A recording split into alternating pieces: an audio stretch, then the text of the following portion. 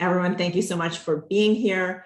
Today's topic for this SMITH.AI Master Series webinar is Email Delegation 101, and basically how to get over yourself, the mental roadblocks, the systemic issues, and start delegating your inbox for better management of your time, of the work that's coming through, better alignment with deadlines and meeting those.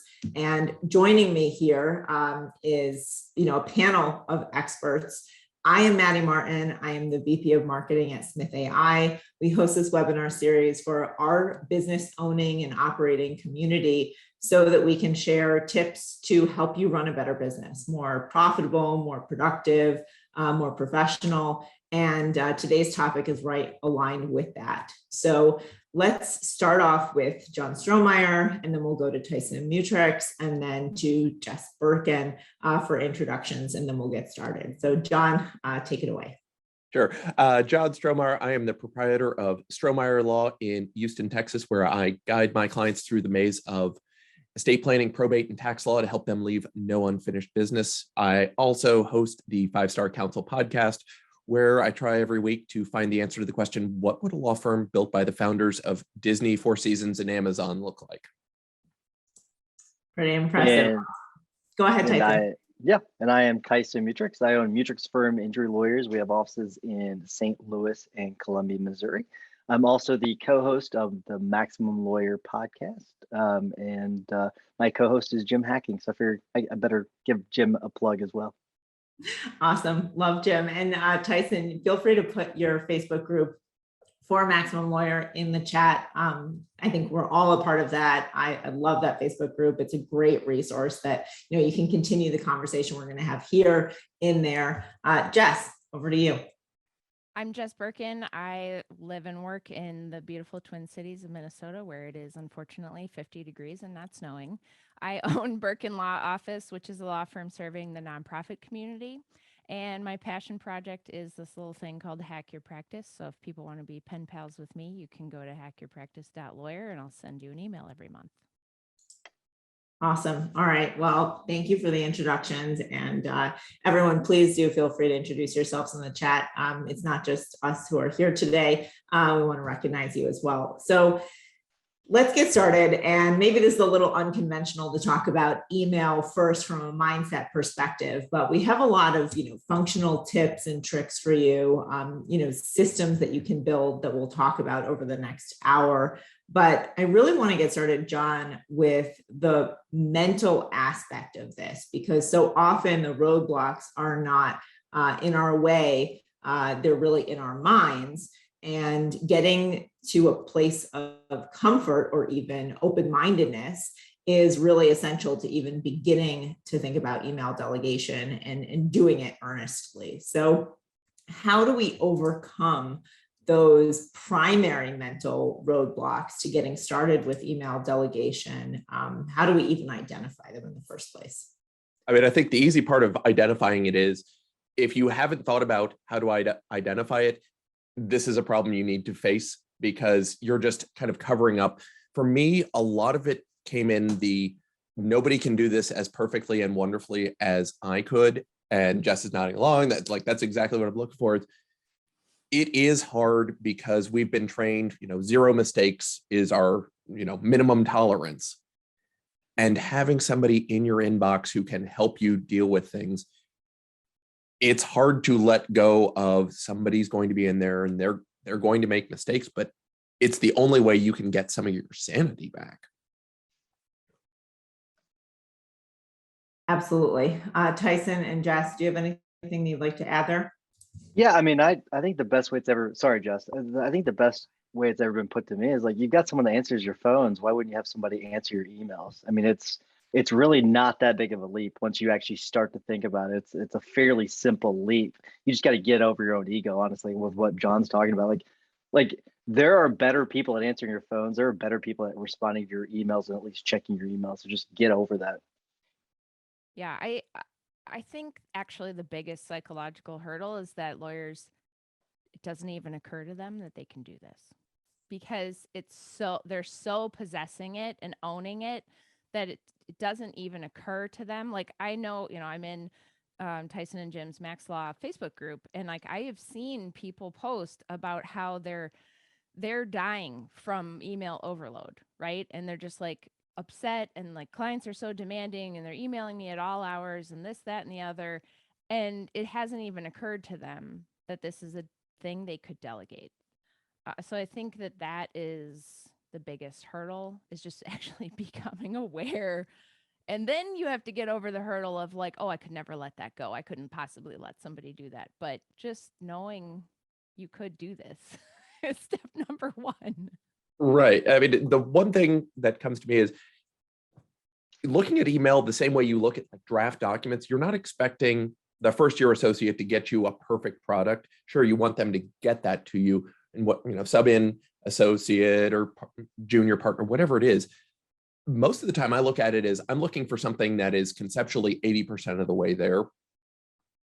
And that 80% is kind of close enough for me to not have to do the 0 to 80%. I'm there for the final stretch to do, fit and finish little bits. And so on email delegation, a lot of it is make sure that when things come in, if somebody emails me, a referral source sends it, John, here is Mr. and Mrs. Smith. They're looking to do some estate planning with you. It's just as good and, functionally the same if my email assistant goes back, hey, thanks for reaching out. Here's the link to get started. Schedule your first call. There, whether or not that came from me, clients ultimately aren't going to look and be like, oh my God, somebody didn't email me directly. But it gets back to a service aspect for me of we're speeding up the response, and that is better. I mean, most of it's not even that, John. Most of it's just, if you look at your last 100 emails, I guarantee the people that don't have someone checking their email, it's mostly nonsense. It's mostly just nonsense and noise that you don't need to do anything with. It is just nonsense. The thing about the actual percentage of things you actually have to respond to, it's very small. So if you can get rid of all the other noise, you can focus on those things.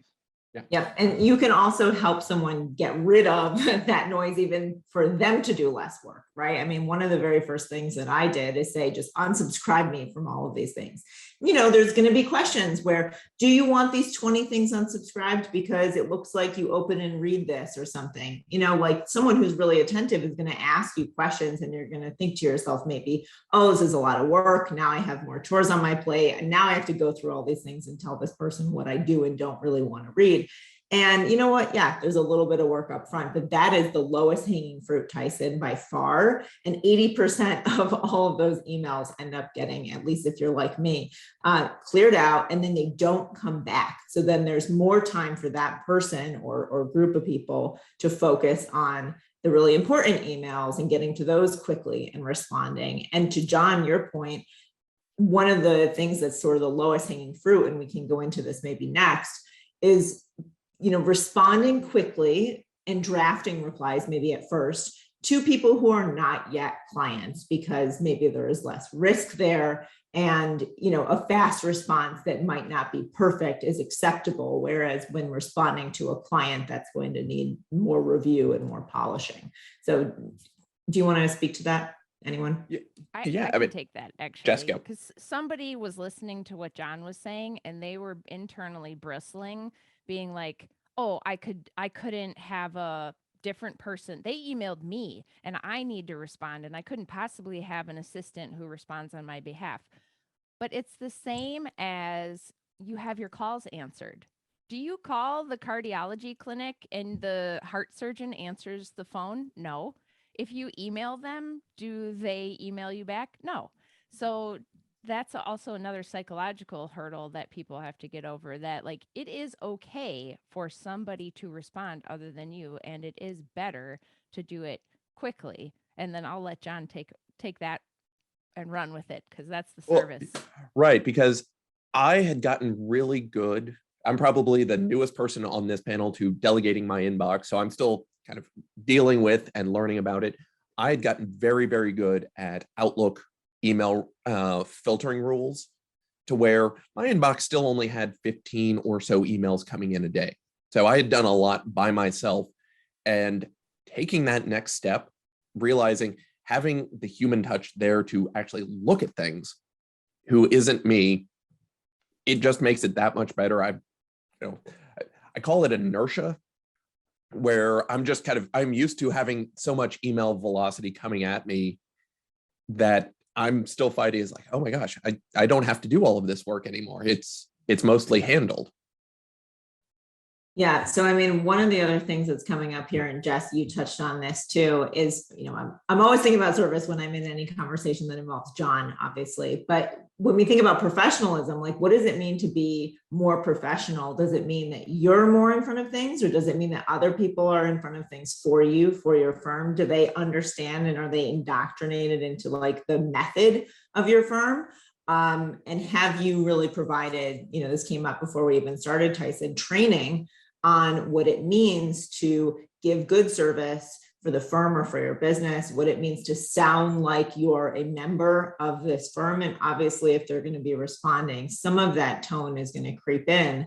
But think about how much you're benefiting if you remove yourself, right? So someone's not thinking from the outset that they're always going to hear from the principal, from the partner, right? And what does that mean for you stepping back and having more breathing room in every interaction that follows? Yeah, I want to add to that too, because I think part of what way that a lot of people think is like, okay, it's got to be me responding or the person I've assigned to check my email. That's not true at all. Like, and you're talking about, Maddie, kind of like training your clients. That's kind of what you're doing, is training them to do the things that you want them to do them. And so the person responding might be someone like your leads team, or it might be one of the case managers, or it might be someone else. And so getting that immediately to the person that can respond to it right away, it doesn't have to come from your email. It can be forwarded to another person in your firm, and that person can respond right away because they can provide that better service. Yeah, let's talk about baby steps there. So, when we think about, I think, triage is the perfect trigger word for the next sort of, step in this talk, Tyson. Do you start off with triaging? I'm really interested to hear from each of you. Was that the first baby step that you took? And are you using your native email program, meaning an Outlook or a Gmail, or are you using a system that sits on top of that, like a front app or something more collaborative? I guess I'll go first. I use Outlook. I've delegated access. Outlook has the ability to just say, you can come into my inbox. You have the option to send either as me or as themselves. And that's been helpful. We started when I first brought the assistants on board, which was, I think, March or April of this year. My inbox of read but non kind of processed emails was at 2,500. And so they started by just kind of going through, we set out the, here, go through what I have classified as the garbage email folder, which is different than junk. Go through that, kind of see what's in there, make sure you're checking the junk folder as well. And then I have a folder for everything where I'm a CC. Go through and start checking those. And again, it's taking the lowest risk emails and having them train there first instead of going right into the inbox. And I had them kind of go through and process, all right, look, you've got 100 emails from the paralegal. Those mostly don't involve anything that you need to deal with, but you can start seeing what those responses look like. You can see what the cadence is, what's the cadence coming from the ops manager, just seeing what this looks like. And then we're going to put these in different places. And most of them you can hit the archive button on. But as they started processing that down, that gave them a lot more context of what they were going to see. Yeah, and I use Outlook, and I delegate access to my assistant, who's in, like, they're basically logged in as me in addition to their own inbox.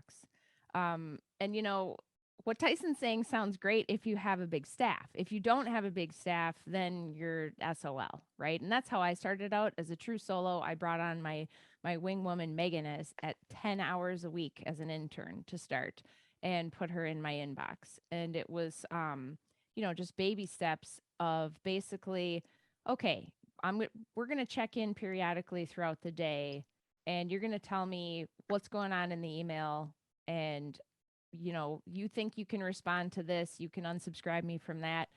paying the tuition, right? There's a lot of training up front, teaching them what is good, what is bad, how you would respond, and over time building up their stamina to basically know how to handle things without you. But for me, I live in the native Outlook, and she flags everything that needs my attention. And then the only thing that I have to do is like deal with flagged email that's in my unprocessed inbox. I don't think there's any one right way, and whatever. So one of the things that lawyers really seem to struggle with is we think we have to be perfect from the get, and it needs to be a total perfection, 100% solution. Can't start until I've figured it all out, and that is just not how that works. I'm not dropping an F-bomb. It might not be the first time, but then I have to set a different Okay. rating. Effectiveness. Yes. That's It is just not how that works. You're not going to be perfect at it. They're not going to be perfect at it. You're going to have version 1.1, 1.2, 2.0, 2.1. Like, this is a process that's always iterating and improving. And, then I hired a paralegal and part-time associate. And now what do? Well, now I have all this email that comes into my inbox. And I think Lauren or someone in the chat was like, do you use a shared inbox? Well, now I have to think about that, because now I'm turning more like Tyson, where I'm like, this doesn't really work anymore. That it all comes into me. So just don't get stuck on, I have to have this all figured out. And once I figure it out, it's done forever. It's just not real. I think that's a good segue, actually, just for me, for what I wanted to talk about, because I think the impulse is you want to jump right into your inbox and you want these people to start jumping into your inbox. I don't think that that's where you start. I guess to answer your other question, I use G Suite, or I guess it's Workplace, whatever they call it now. But so we use that, and I share the login with my person. But the way I started was I started with a list of rules. So I went through my inbox and said, okay, here's what I want to do with that type of email. Here's what I want to do with that type of an email. And we came up with a list of rules. And that list of rules has changed over time as the firm has evolved a little bit, and then also how we want to manage certain emails. And so we created that list of rules, and it's awesome because the person that was managing my inbox, her father died or was sick and had to leave. So I had to replace her with someone, and I took the rules, gave them to the new person, and it's been fantastic. And ours is, when you're talking about triage, we use the similar system too, Maddie. We use a triage system where it's a bunch of checkboxes in G Suite. So for those of you that use Google, you can go through and actually check, okay, red check mark, green check mark, yellow check mark, and that's how we do it. And so if it's actually blue, I think it's blue, green, and red. So if it's blue, something I need to review, not urgent. If it's red, I need to review it, it's urgent. If it's green, it means I've reviewed it. So it's a pretty simple checkbox system. We also have some more advanced ones where if I needed to forward to someone else on my team, there's actually a check mark assigned to, it's not really a check mark, it's like a green question mark, but it's assigned to people on my team. I just click it for that person and then it just gets forwarded. So, and we have also a bunch of other rules based upon the rules that we've created, especially, and I'm sure Outlook can do this too, but with G Suite, you can create a bunch of rules. And I'll give you one. You're talking about unsubscribing, Maddie. Well, I've got a lot of friends that I've subscribed to their email newsletter, and they don't know this, but we create a rule where I didn't unsubscribe, but when it comes through my inbox, it's deleted automatically so that they don't know I unsubscribed from their email. I want to talk about that actually specifically because it can be problematic if you have friends, as I also do, who send newsletters and you don't want to automatically set the same email that they use for their newsletters as their personal emails to you, and then you're in trouble and they're like, why are you not responding to my emails? It's like, oh, I didn't mean to send all of them to like mark as read and archive, right? Or read it later or read it this weekend or whatever my folder is going to say. I do have one that's like, basically when I get around to it, fun reading, right? And that's important because you want to filter then by the subject line and not the sender, right? So think about those rules really carefully if you're going to get yourself in trouble with just automatically sort of taking them out of your inbox. Good idea. Well, that's a great idea. Just to piggyback on the rules thing, don't underestimate how powerful the tools you already have that you already pay for. I see a lot of stuff in the chat that's like, use this and use that and sign up for this program. And it's like, yeah, that's great. and very tempting to try and learn a new tool and dig in and do a thing. But maybe just start with what you already have, and you can figure out if you need a new tool, because the new tool is a great dopamine hit and like shiny, shiny, new, exciting thing. But like you can get really far with just the program you already are using. Folders, right? And I will say this, Jess, I want to piggyback on that for a second. I have folders and they are prioritized and they are named under my like email assistant, right? And that those are her folders basically, and she owns them. If she doesn't know what to do, she creates a Google sheet and she has little tabs. And the first tab is like, are these things normally urgent? And the second tab is like, can I unsubscribe you from these things? And the third tab is like, do you read these or not? Because I keep putting them in that folder and you haven't read them yet, right? So like constant refinements. And I have to say like that attitude, if someone is doing that, is also something I look for. But I want someone who's not just going to follow the rules, but who also proactively is going to say, you know, it doesn't seem like the system is totally working well. Can we do this better? Or this is a huge chore for me. I think I can make this more efficient, and being open to that feedback too. It's not just top down. I think it's a great idea or a great point, because if you've got someone that's managing your email inbox and they're just like you with your emails, then nothing's going to get done with it. You've got to, what we do is we meet regularly. We meet once a week to say, she'll be like, hey, guess what?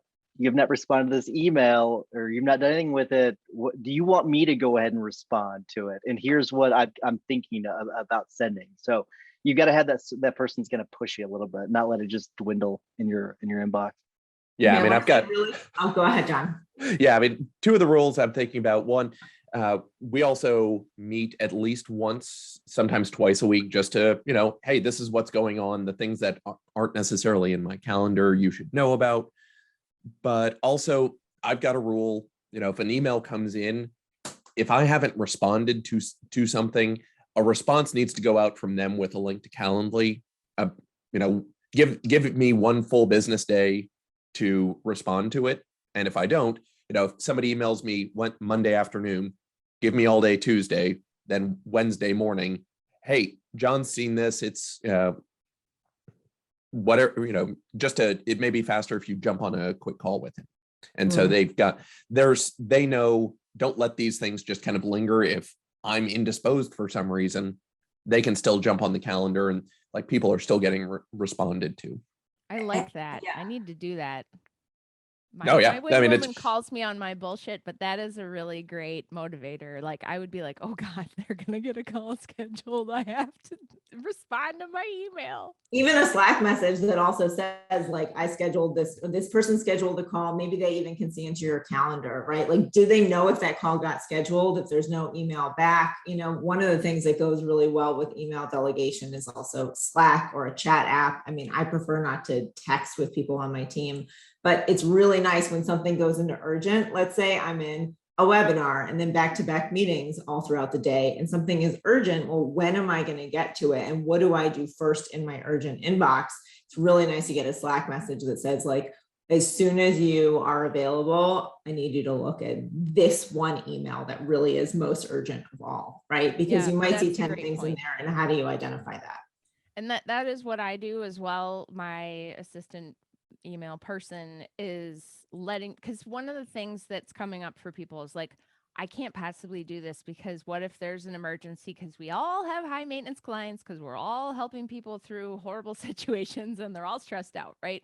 So, you know, like you're going to get that email and you feel like you have to be in your email looking for those things. And that I found was the biggest mistake that I made when I first started delegating my email was I kept looking at my email.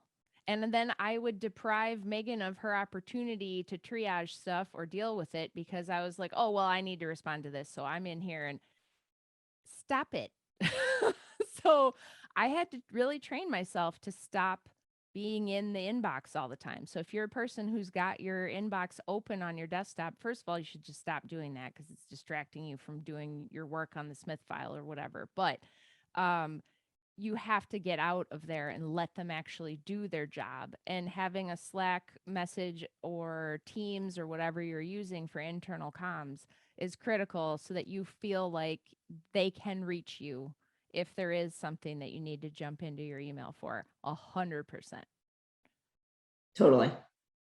Totally. So, I mean, Jess, maybe we should talk about, I have a couple questions about going back to old habits and, making sure you're being consistent, and that's relevant. But before we get to that, one of the phrases that you use is, paying the tuition for your new assistant. What do you mean by that? And how can we benefit from understanding it?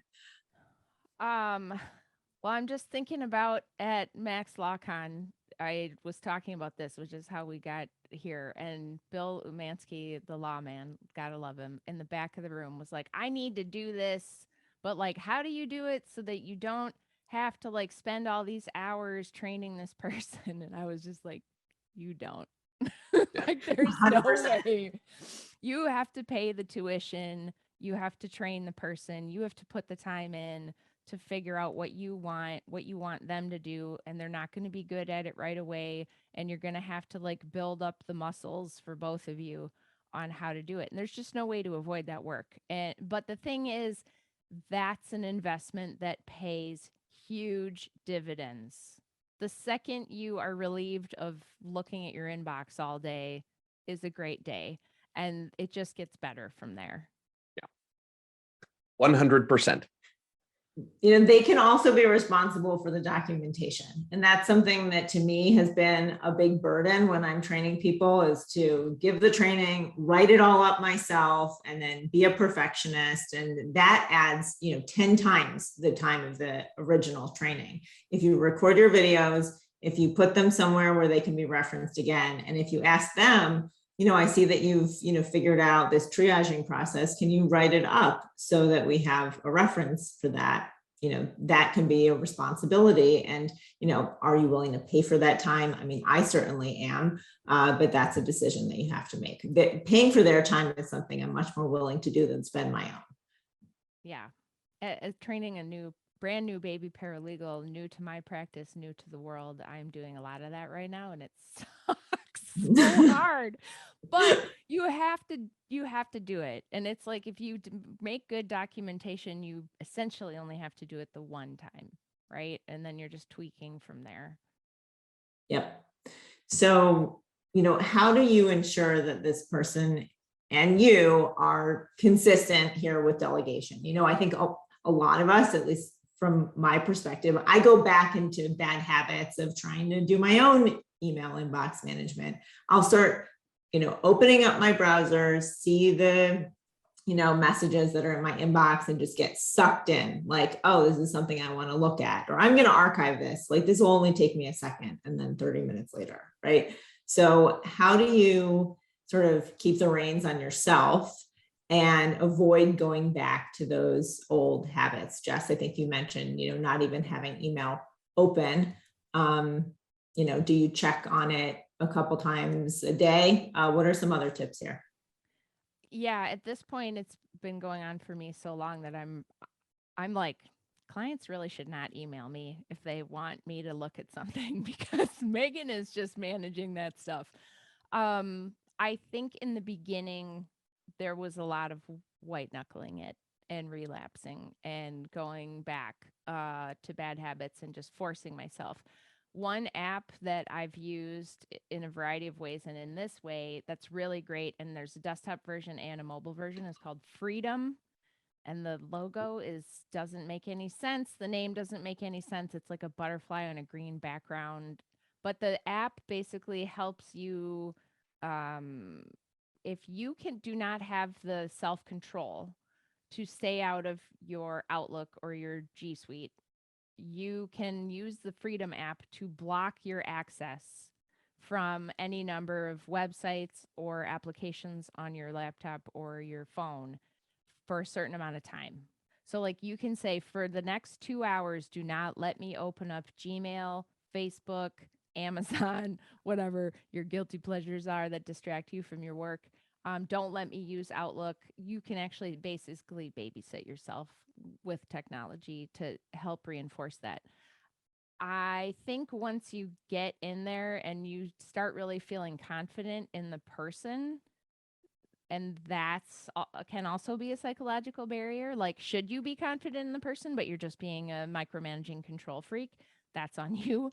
But once you develop some confidence, it's so much easier to then you're like, I don't want to look at my email because Megan's doing that and I don't have to. And it's wonderful. Yeah, I use leech block on Firefox to keep me from going to certain websites during certain times of the bulk of the day. It keeps me off the websites I should not be on. Leech block. That's a way better name. Good branding on them. Oh yeah. I don't go to that extreme. I think a lot of this has to do with like your own self-control and just not doing it, just stop doing it. So I've got where I set or check my calendar or check my email at 4 o'clock and at noon. So noon and 4 o'clock each day. And then what also keeps me in line is making sure that I've got that weekly meeting to go over emails. And then this is not, most people don't like doing this, but I have an autoresponder that most of you, if you've emailed me, you've got an autoresponder before. And what it does is it gives the people that email me other avenues of reaching out to the firm. So you could, I actually pulled mine up because I hadn't looked at it in a while. It tells them if you pull it up and share my screen maybe, or if you can, that would be great. Yeah, so if, well, how about this? Maddie, send me an email really quick and I'll send it to you because I just want to make sure it's not an email. It's got client information on it. So it just tells them, hey, you can, if you guys got my cell phone, reach me out on my cell phone. I'm not going to give it to you if you don't have it. You can email our operations manager or you can call our office. There's also links and stuff. Actually, here's what I'll do, Maddie. I'll share. I've got it here. You have it? Okay. Yeah, this is from a little while ago, but let me zoom in. Hello, Zoom. Okay, maybe I have to stop sharing and first zoom in. Let's see. Yep, there we go. Thinking. Okay, share again. Okay, can you see that? Yep. Okay, so I check my email twice daily at noon and 4. If you're a client, judge, or lawyer, I will respond to your email as soon as possible.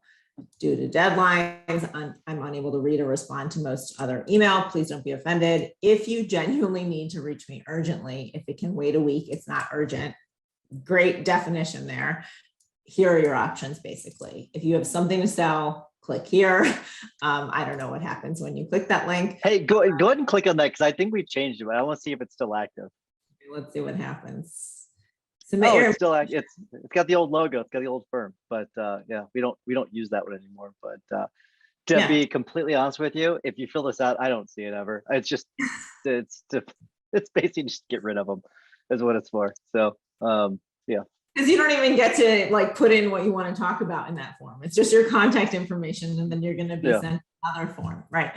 So, and then you're linking to the YouTube channel, and then we've already mentioned the Maximum Lawyer podcast, and then obviously your signature, right? So this is something I saw you do years ago, and I've actually mentioned it in other webinars that I've done because it's a great example of like, how do you set expectations really effectively? How do you cover your bases? And how do you make sure that people are aligned on the definitions?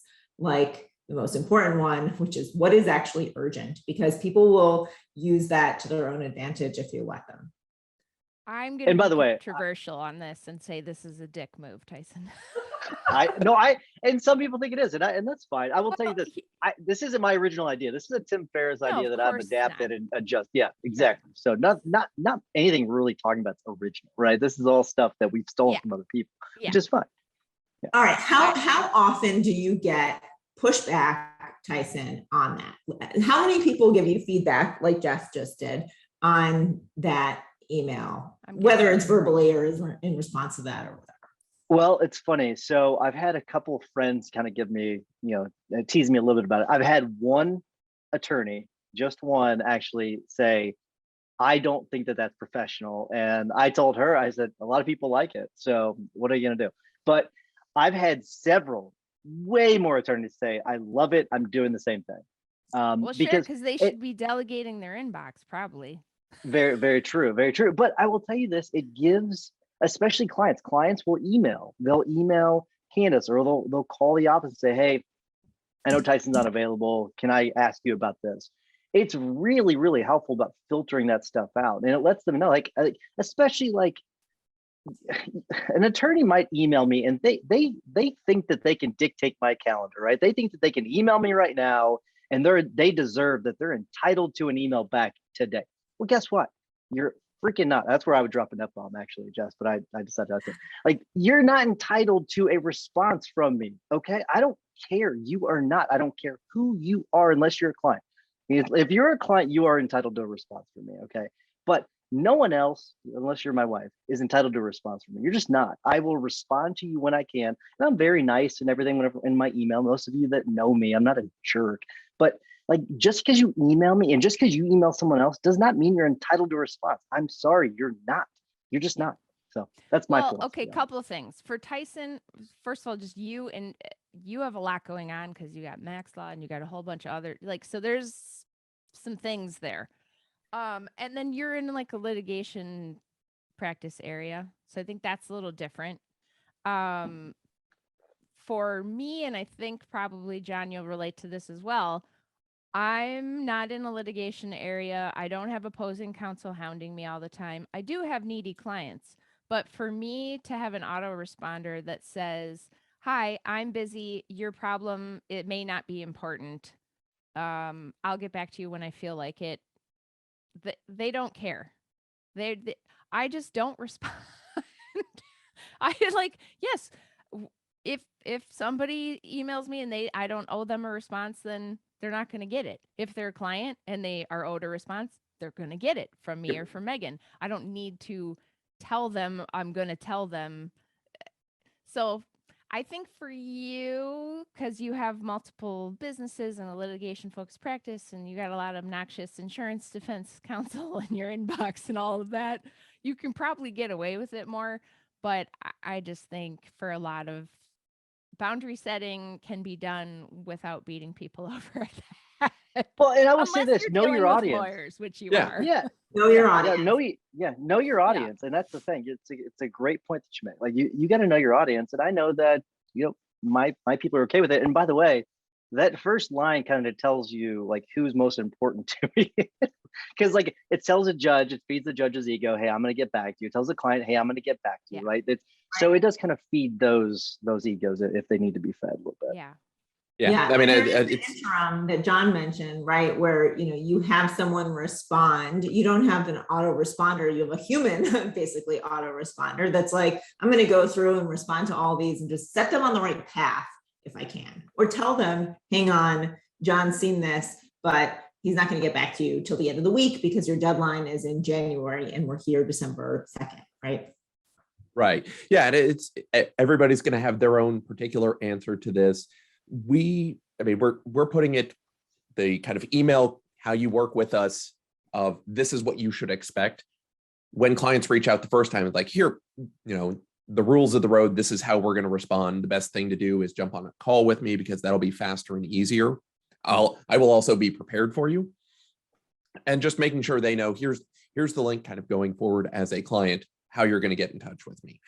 For me, I don't get a lot of emails from judges or even court staff at this point. So that's not as big of a deal, but it is the clients who, again, like Jess, my clients want to hear from me. The sharp edge of an autoresponder wouldn't work too well. Personally, I don't think it was too sharp of an edge, but I see exactly what you mean. And everyone has different sensitivity levels. So, it's also, are you working with new clients all the time, or are you working, with about the same group of people over longer periods of time? That also might affect people's comfort level in getting an email back like that from you. Like I've emailed Tyson now for years, and I always know I'm going to see something like that. If you have a really high volume, short, time period practice, that might affect you in a different way. So let's talk more about how to find this wonderful human being or multiple people who can help you with all these triaging and response duties. Jess, where did you find Megan? And John and Tyson, I would love to know from you as well, where you found these people and how you prospected sort of for them. Unfortunately, I found Megan through methods that can't be repeated. I went She to stole Megan. She stole Megan. Is no, what it is. no. She I have grew Megan out of an incubator. She was a tiny chick. I went to grad school. I have a master's in nonprofit management, and I went to grad school with a woman whose cousin was graduating from college and wanted to do informational interviews with people about the nonprofit sector. And I did an informational interview with her, basically talked her out of going to grad school for no good reason, and was like, hey, do you want to be my intern? Because you seem really great. It just was happenstance essentially, but I was looking for interns at that time. Like I wanted to pay somebody 10 hours a week. Okay, but you already made a good point, which is, do you know the type of person and those character traits, those qualities that they exhibit when you encounter them in the wild or wherever? I hired my first marketing assistant at SMITH.AI because I was riding a bus going from one venue to another for a music concert in town, and she sat near me and she mentioned she works at a law firm. We started talking. I was like, sounds like you would be a really great person to hire. And she's like, I'm actually looking. There you go, 3 years down the road, right? So being open to any opportunity and maybe not necessarily fitting your mold. You can't teach people to be good, kind, considerate, articulate. There's a lot of things that will be very challenging to teach, and a lot of things that are very easy to teach. So seizing the opportunity is definitely relevant. Also, for what it's worth, I've only ever had one law student that was worth a shit. I don't know what everybody else's experience has been. Open up your channels of opportunity, right? Yeah. Tyson, John, what do you think? Yeah, so I found both of mine through Upwork.com. I hire a bunch of people through Upwork, so I know a lot of people have problems with Upwork. I find it to be a wonderful resource. And Freelancer. Yeah, yep. they're both great. So I love Upwork, and the main reason why I hired both of them is because they both expressed that they wanted to be basically an extension of me. They understood that email is very personal, right? Even though I've got my very impersonal autoresponder, Jess, it is a very intimate thing sometimes, right? So you might get emails from your bank, right? You might get emails from an angry client. Might get emails from a family member. It is can be a somewhat intimate thing. So they both express an understanding of that. So I think that's important. It's not their inbox, right? It's not their inbox. It is your inbox. So they've got to understand that. And so, yeah, that's why. And my second one, she was actually someone I hired as my personal assistant, and she said, "Hey, I think I could take this over," and that's why we end up using her for the email inbox now. But that's why I chose those people. Yeah, I use Upwork too, Tyson, and I've had a lot of success with hiring, writers and researchers over like the last decade. And I also really appreciate that you can have them either submit their time, or they can do a screen share while they're working, and you can literally watch them work. So if your comfort level is, on the lower end, that might be good for you to see, well, how are they interacting with the system I've given them? Are they doing things that, I want them to do? Are they really working all the time that they say they're working? Again, because they're not going to be as efficient as you are right out of the gate. You might find they're putting in more hours than you expected, and things like that are helpful just for your own peace of mind up front. I don't require that. I don't watch my team work anymore, but that can be a helpful tool that Upwork provides to you for free, along with making billing super easy. So I guess that leaves me. I have an outsourced company that I've handed my inbox off to. And so I've got 2 dedicated people who are there to watch my inbox. I don't have to worry about hiring and firing with them. If there is transition there, they've got the rules written down for me in a Google Doc where I can see it, kind of go in and manage what those rules look like. And we're constantly adding and tweaking to those rules. So I look at it as, it is a way for me to have outsourced it. How did I find them? I asked a friend who was using them, and enjoy the fact that my friend Cassie was using them and liked them. That was good enough for me. Definitely. Are you willing to share what service that is, Oh, John? yeah. It is Virtually Brooks. And if you give me a second, I will pull up here my loud clacky keyboard. I'm guilty of that myself. All right. Nope. That's not what I wanted you to do. Link. Tyson, I bet for you and I, it's so like taken for granted that this is the way we do things. Do you remember when you first started doing this and like what change that brought for you as a firm owner?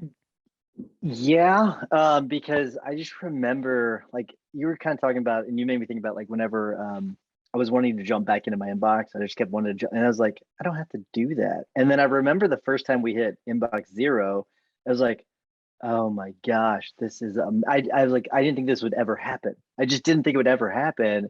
And when you get to 0 email, when you see 0 on your email, it's incredible. It's such a great feeling. What about you? Yeah, I just keep thinking about the amount of stress that it alleviates. And it's, I talk to a lot of people in my job and in the whatever, I'm an extrovert. And like, especially right now, people are maximally stressed about just life and everything. And like the relief that getting this off of your plate brings, I can't even fathom going back to drinking out of the end of the fire hose and trying to triage all of my email, because I am so drained right now already, that if you're not doing this, it's just going to improve your lawyer life so much. I can't express that enough. Yeah, and when I remember when we were at Max LawCon just a month and a half ago, Jen and Harmony, the two wonderful people who are taking care of my inbox, they had rules. If there's an emergency, text me, which was great. It's like, I don't even have to be thinking about it unless I get a text from them. Don't bother. And the text was really, if there's an emergency and you need to get on the phone with somebody, and not just a, hey, this person's asking for a call. It's, if you don't hear from us, that is fine. Yeah. And just the relief, like, oh, I get to, go and pay attention to things. I don't need to open up my email or fiddle with something, watch cat videos or do anything else. I can pay attention and learn. It's Right. something that, sorry, Jess, No, go ahead. you made me think of something, John, where I remember I would go on a vacation, or I would try a jury trial. And so I'd be gone for a week, and I would be terrified to open my inbox. I would be so afraid to open my inbox.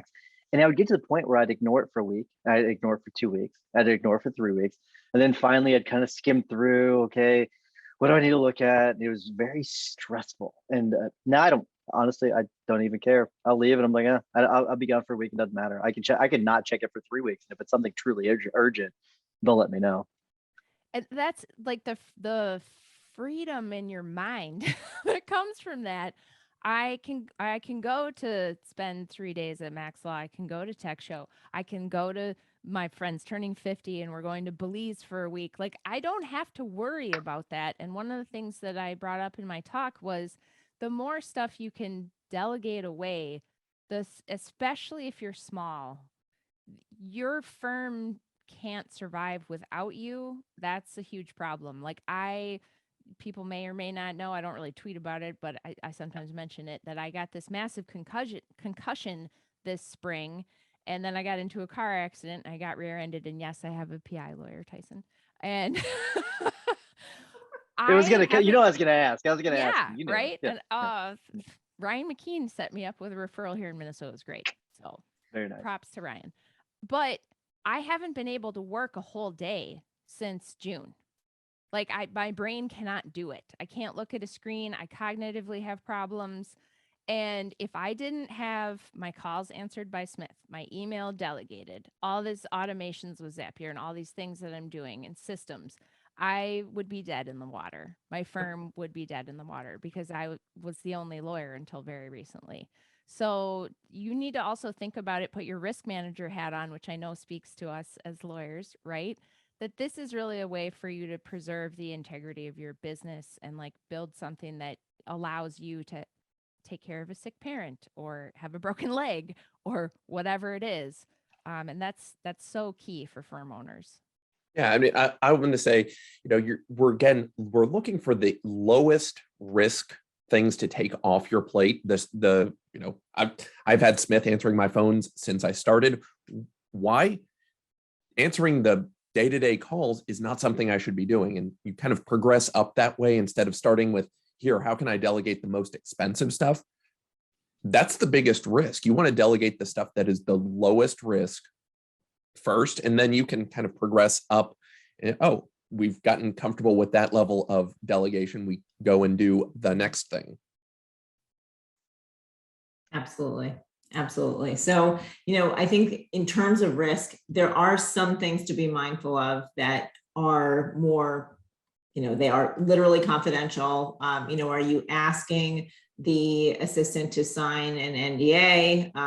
What sort of protocols do you have in place for monitoring? And, if you are, an attorney, as many of the attendees are here, you do have a responsibility, obviously, to, be in tune with and access to the work that's being done at your firm. So what do you do to take those steps to protect yourself and your firm? I don't have them sign an NDA. I don't have employees signing an NDA, and I don't see any reason to do that. There are built-in protections with Upwork. That's why I'm less concerned about it, because you get a lot more information with Upwork than you would get with like a regular job candidate.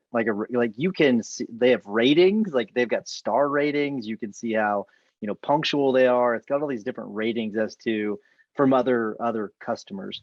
And so I'm very comfortable with it. And I can also see exactly what they're doing, like what you were talking about, Maddie. So there are screenshots of the work that they're doing. So I'm really not that concerned. I mean, it's obviously a concern that it's got to be on, in your mind at some point, but I'm not that concerned about it when it comes to security, just because I know I do have that ability to check in on them.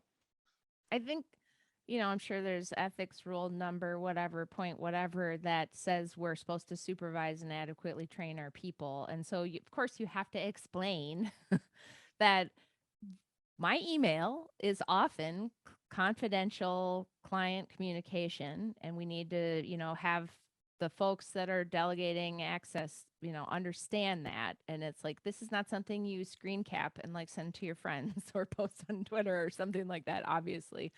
But there's always like one person in the chat for any CLE that I do that talks about tech in any way that's like, but what about security of the data and the internet and whatever? And it's all of the tools you're using are at least minimally secure enough for a business person.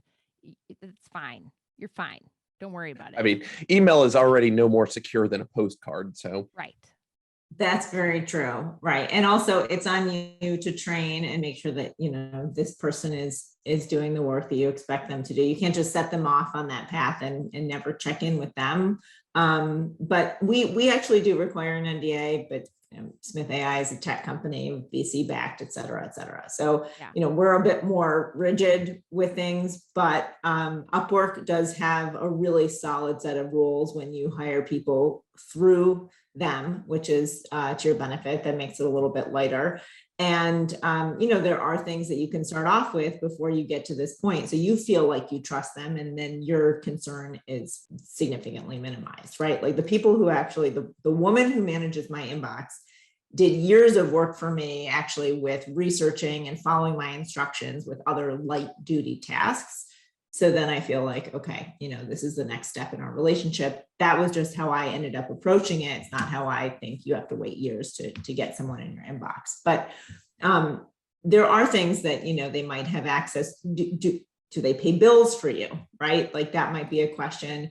Are you branching out now from email delegation and inbox management into other administrative tasks that might take you, into areas where there's greater access to sensitive information? Like a member of my team, not the person who manages email, has access to, my company credit card, right? That person may see invoices, but they don't see financial information. Yeah, So, I actually go do. ahead.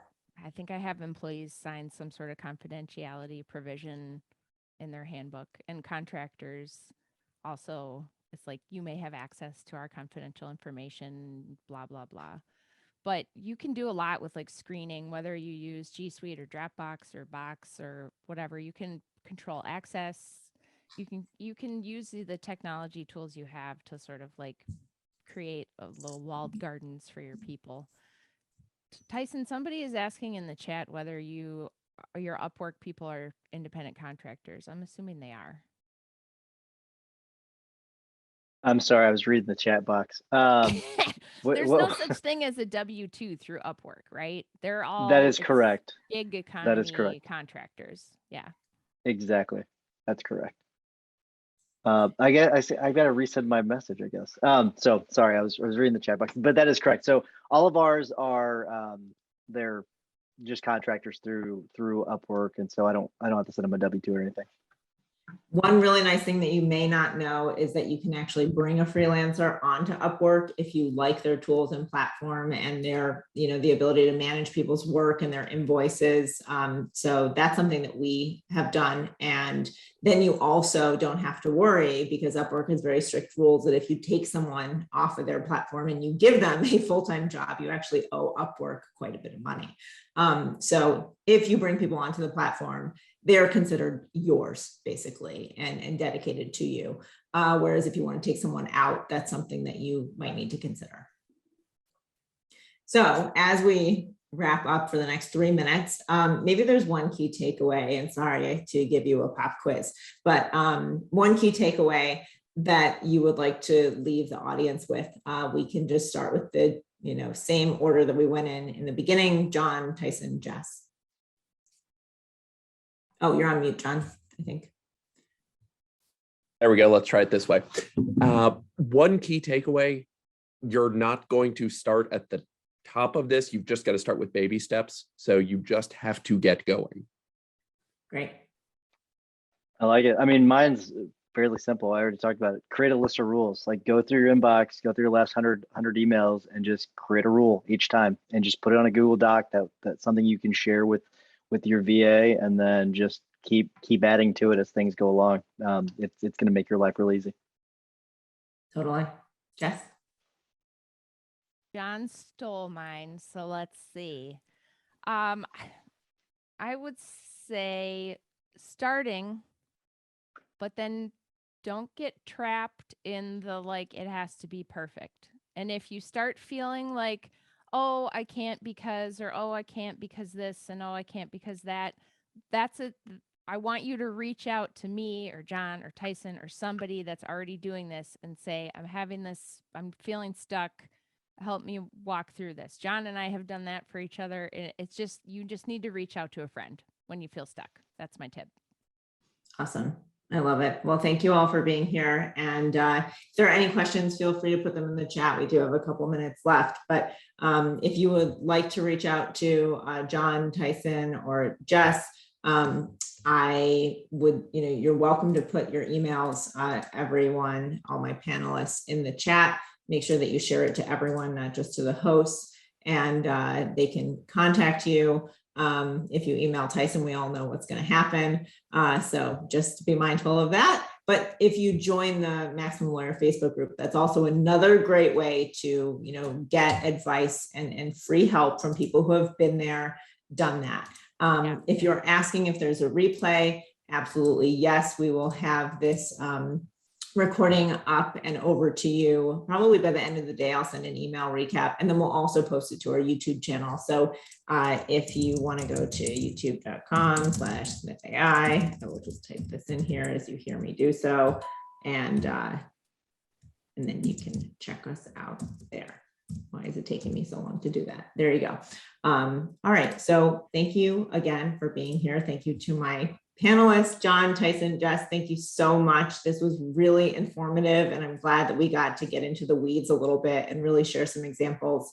Very, very helpful. I learned a lot. I'm sure everyone else did as well. So look forward to seeing you all again soon, and take care, everyone. Thanks again.